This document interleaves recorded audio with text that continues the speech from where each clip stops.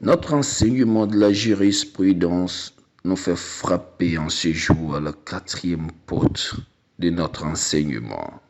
Je vais dire, la quatrième leçon, précisément la première partie de la quatrième leçon, intitulée quels sont les comportements à adopter dans le cas de la satisfaction des besoins.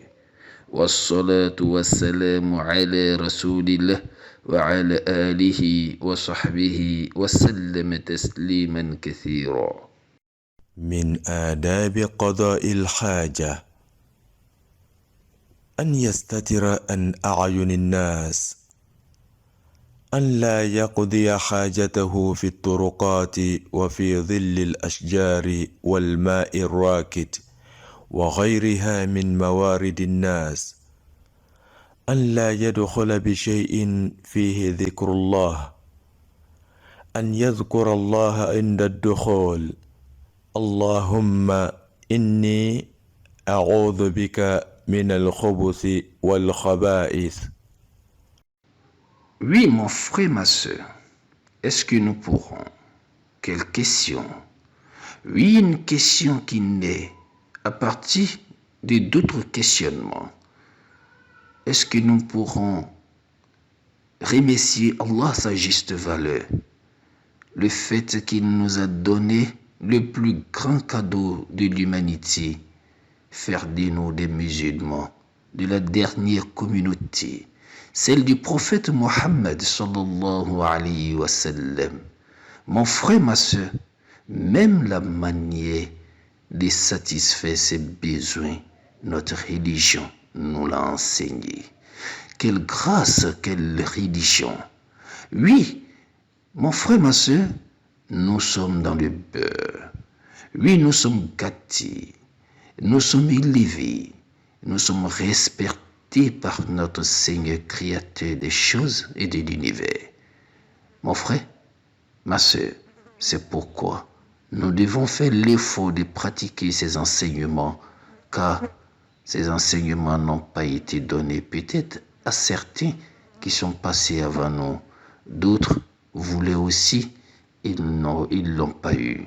Et toi et moi, nous l'avons gratuitement. Il faut pratiquer ces enseignements. Comment se comporter lorsqu'il s'agit de la satisfaction des besoins? Acte 1.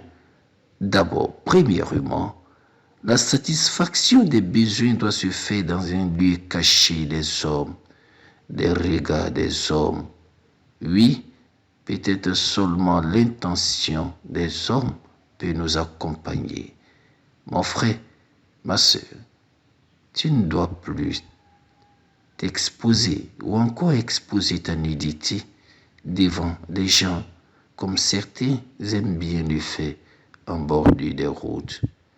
Tu es musulman, tu es musulmane, tu es respecté et respectable.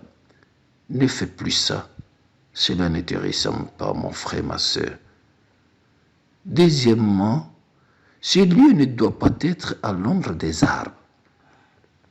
Même d'autres créatures comme les arbres, la verdure, la végétation, Allah a réservé un droit pour ces choses. Non, ne fais pas la satisfaction des besoins en bas de l'ombre des arbres, car cela peut servir aux hommes, ça peut servir aux animaux, à d'autres créatures. Et toi et moi, nous savons que ces choses-là ne sont pas bons compagnons. Je vais dire, les excréments humains, ou encore, en général, ne font pas de bons camarades.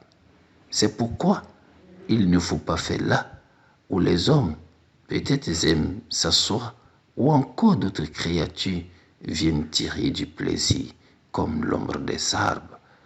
Troisièmement, mon frère, ma soeur, il ne faut pas aussi le faire dans une eau stagnante. Non, une eau qui ne coule pas, je vais dire, cette eau-là, on ne doit pas y faire la satisfaction des besoins ou encore y déposer les excréments. Ah, mon frère, ma soeur, ta religion ou encore ma religion. Oui, bien sûr que oui, notre religion, l'islam, a fait la part des choses. Nous aussi, nous devons faire la part des choses. Et après cela, nous pourrions dire quatrièmement qu'il ne faut pas rentrer dans les toilettes. Je vais dire des lieux construits pour la cause de la satisfaction des besoins de notre temps, de notre époque, que nous appelons communément les toilettes. Il ne faut pas rentrer dans les toilettes. Oui, sans, ou encore je dirais avec quelque chose sur laquelle est mentionné le nom ou la parole d'Allah. Oui, avant de rentrer dans les toilettes, il faut se rassurer qu'on n'a pas dans notre poche ou encore avec nous quelque chose sur laquelle le nom d'Allah ou encore la parole d'Allah est mentionné. Le nom d'Allah peut être parmi les 99 noms d'Allah ou encore le nom Allah lui-même. Et la parole d'Allah peut être, je dirais, la parole qui est dans le Saint-Coran ou encore une partie du Saint-Coran. C'est pourquoi mon frère, ma soeur, il faut préparer la satisfaction des besoins. Et cinquièmement, je dirais, dernièrement, la dernière partie de notre première étape sera de mentionner le nom d'Allah avant d'entrer dans les toilettes. Les toilettes sont un palais doré pour les shéatines, ou encore je dirais pour les djinns, les esprits maléfiques. Et là-bas, ils y trouvent le bonheur, la tranquillité. Donc c'est un lieu où il faut faire attention en tant qu'humain parce qu'ils peuvent te créer des problèmes. Et contre cela, des créatures que nous ne voyons pas, seul Allah peut nous protéger. C'est pourquoi nous cherchons la protection d'Allah avant d'y entrer et nous disons simplement Bismillah, Allahumma inni a'udhu bika min al-khubuthi wal khaba'ith. Mon frère, ma soeur, cela veut dire simplement et tranquillement Oh Allah, ou encore au nom d'Allah, oh Allah, Seigneur des hommes, je cherche refuge auprès de toi contre les démons de la race mâle et de la race femelle. Mon frère, ma soeur, voilà ici la fin de notre première étape, ou encore je dirais la première partie de notre leçon 4 de notre recueil de la jurisprudence islamique.